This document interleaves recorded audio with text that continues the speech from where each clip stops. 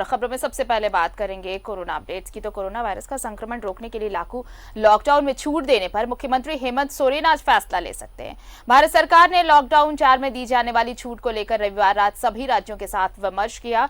आज मुख्यमंत्री अधिकारियों के साथ राज्य में कोविड-19 के संक्रमण की स्थिति की समीक्षा करेंगे। उसके बाद ही ये तय किया जाएगा कि राज्य में लॉकडाउन 4 का स्वरूप क्या होगा। प्रोजेक्ट भवन पहुंचे सीएम ने कहा कि लॉकडाउन 4 में कई बिंदुओं पर ध्यान देना होगा। वहीं सीएम ने कहा कि राज्य में आने वाले किसी मजदूर को पैदल नहीं चलने दिया जाएगा। सरकार ने इसके लिए निर्देश जारी किया है। प्रशासन को मजदूरों की सहूलियत के लिए इंतजाम करना है। दूसरे राज्यों के मजदूरों को भी सरकार उनके राज्य तक भेजेगी। वहीं उन्होंने यूपी से झारखंड के मजदूरों के शव को ट्रक में भेजने को यूपी सरकार का अमानवीय चेहरा बताया।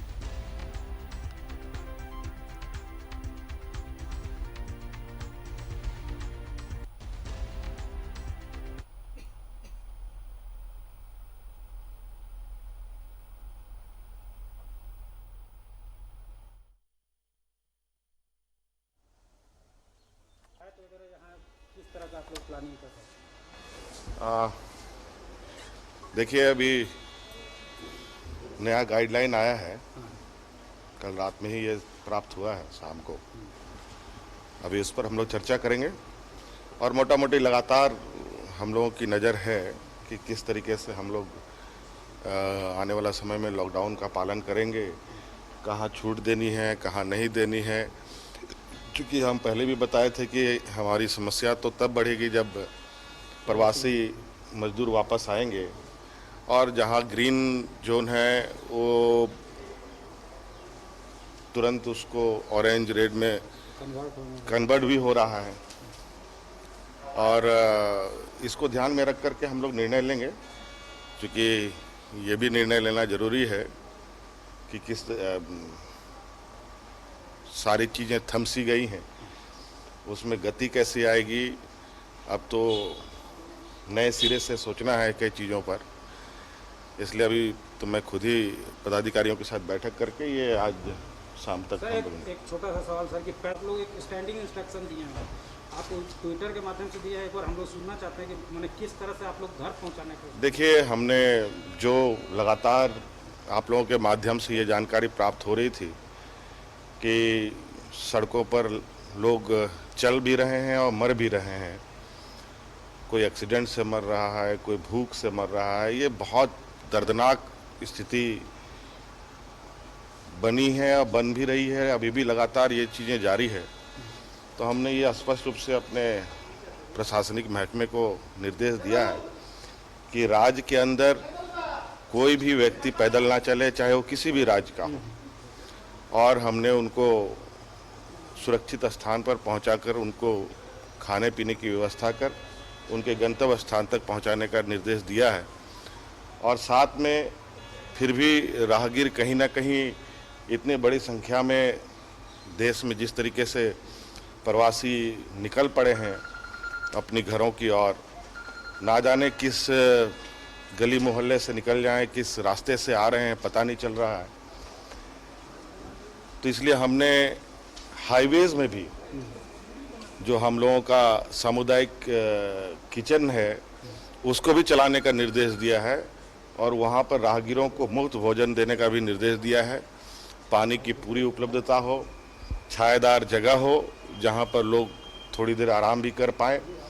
और ये बिल्कुल हमारे नज़र पर है, हम देख रहे हैं लगातार। अभी तक ऐसी कोई राज्य के अंदर इस तरीके की, हालांकि लोग बसों से भी आ रहे हैं, कोई अपनी अपनी व्यवस्था से आ रहे हैं, उन सभी को जहां अगर ये सामुदायिक किचन मिलता है, दिखाई देता है, हर 20 किलोमीटर के दायरे पर हमने ये निर्देश दिया है कि पूरे राज्य के अंदर जो सड़कों पर है वहां पर सामुदायिक किचन चलाया जाए। चूँकि ये किचन की व्यवस्था तो हमने पंचायत स्तर पर पहले ही चालू कर रखा है और आज शायद इसको देखकर आपको लगेगा कि राज्य के अंदर खाने को लेकर कोई हाहाकार नहीं है, कोई परेशानियां नहीं है। तो आज हमने राहगीरों के लिए भी ये व्यवस्था की है। प्रवासी लोग जो पैदल चले हैं या भटक गए हैं, उनको भी अब रास्ते में खाने की कोई दिक्कत नहीं होगी। ये व्यवस्था हमने कर दी। उनको वापस भी छोड़ा। अगर अपने राज्य के हैं उनको अपने राज्य के जिला पदाधिकारियों से संपर्क कर उनको ले जाने का पहुंचाने का निर्देश दिया है। और अगर दूसरे राज्य के लोग हैं उनको भी उनके राज्य के लोगों से संपर्क स्थापित कर वहां तक पहुंचाने का काम प्रशासन कर रहा है। आखिरी सवाल सर, सोशल डिस्क्रिमिनेशन हो रहा है। देखिए लातेहार में आप लोग भी बार बार मैसेज दे रहे हैं कि भाई बीमारी से लड़ो, बीमार से नहीं, उससे भेदभाव नहीं करो। लोग बोल रहा है कि तुम जंगल में जाके रहो, ऐसे करो। हालांकि प्रशासन को पता चला, क्वारंटीन कर दिया। हाँ, ये बातें थोड़ा सा गांव के अंदर तो ये थोड़ी सी खबर है ज़रूर, और गांव के लोग भी सतर्क हैं। हमने इस विषय पर जो सामाजिक पुलिसिंग की भी जो आपके सामने बात रखी है, और उन लोगों से आग्रह किया है कि आप लोग बिल्कुल जो भी लोग बाहर से आएंगे उनके प्रति एक आप लोग स्नेह का भाव रखें।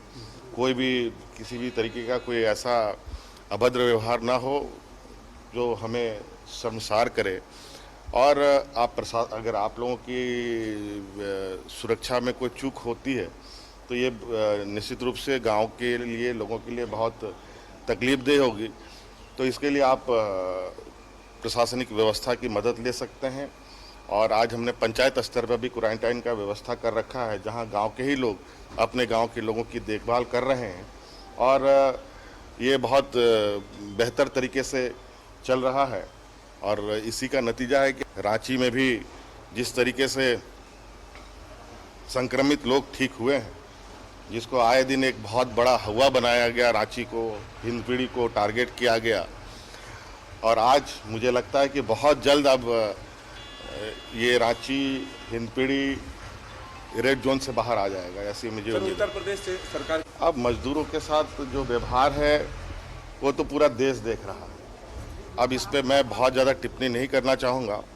जहाँ हमें कोई ऐसी खबर मिलती है उस खबर पर हम तुरंत संज्ञान लेते हैं और उस पर हम लोग आगे कार्रवाई करते हैं। और आज आपने देखा होगा कि उन मजदूरों को फिर एकदम सम्मानजनक तरीके से उनके गांव तक पहुंचाने का भी काम किया गया। जो बीमार हैं, जो ये जिनको चोटें लगी है, उनके लिए भी व्यवस्था है। और हमने घोषणा भी किया है कि जो जिनकी मृत्यु हो गई है उनको 4 लाख रुपए प्रति व्यक्ति दिया जाए, और जो घायल है उसको 50,000 रुपये आपके प्रति ट्वीट पे फिर से एम्बुलेंस। यही तो चिंता का विषय है। आज मजदूरों के लिए घर वापसी के लिए गाड़ियों तो छोड़िए, इनकी मृत्यु होने के बाद भी एम्बुलेंस उनको उपलब्ध नहीं होता है। ये इससे बड़ा दुर्भाग्य और कुछ नहीं हो सकता है। हम अपने संसाधनों से जितना सहूलियत देने का प्रयास है हम देने का काम कर रहे हैं। और निश्चित रूप से ये हमारे लिए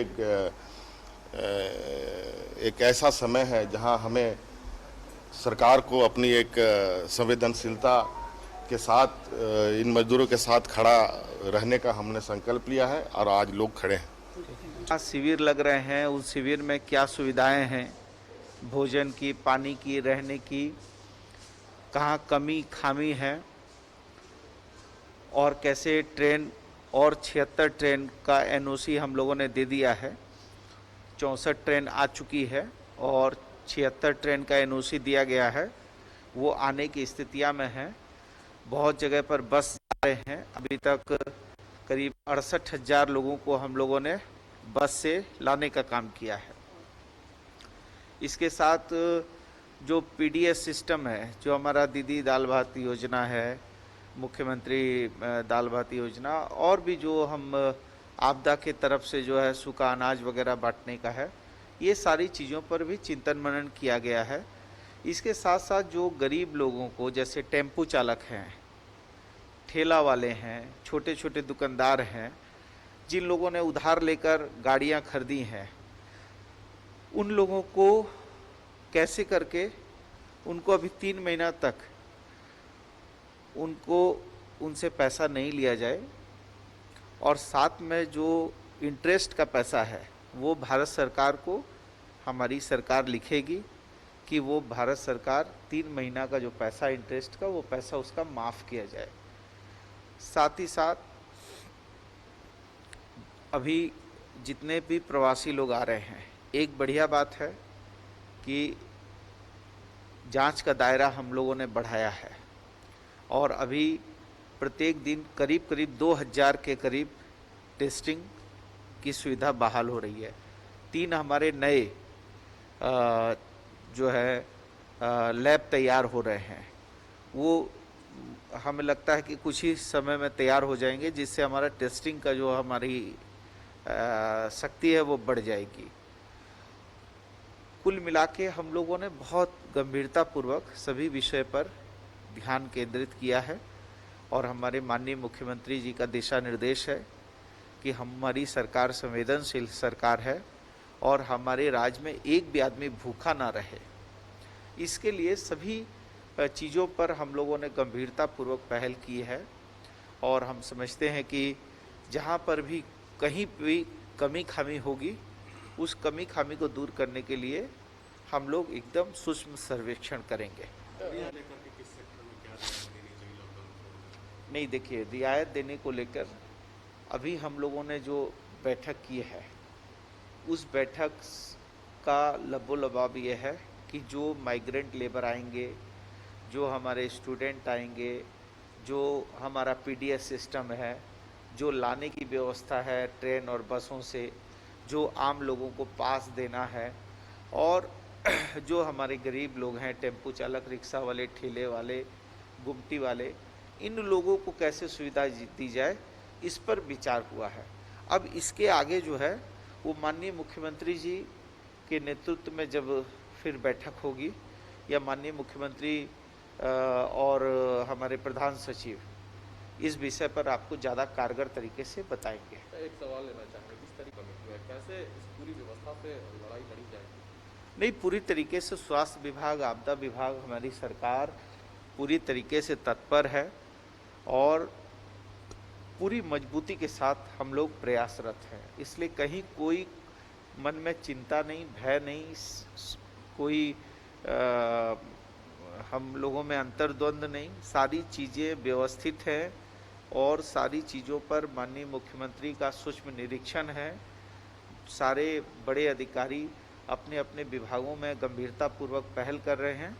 तो मैं समझता हूं कि जो भी लोग आएंगे उसको हम लोग अच्छे तरीके से, अब जब रेड जोन के लोग आएंगे तो उनको हम सरकारी क्वारंटाइन करेंगे, और जो जनरल लोग आएंगे उसको होम क्वारंटाइन करेंगे, लेकिन उसको पूरी विधिवत जांच करने के उपरांत करेंगे। चाहे वो थर्मो स्कैनर से जांच हो, चाहे वो ऑक्सीमेटल डिटेक्टर से जांच हो, चाहे हम उस जांच में उनको और कोई विधि व्यवस्था समझ में आएगी डॉक्टरों को।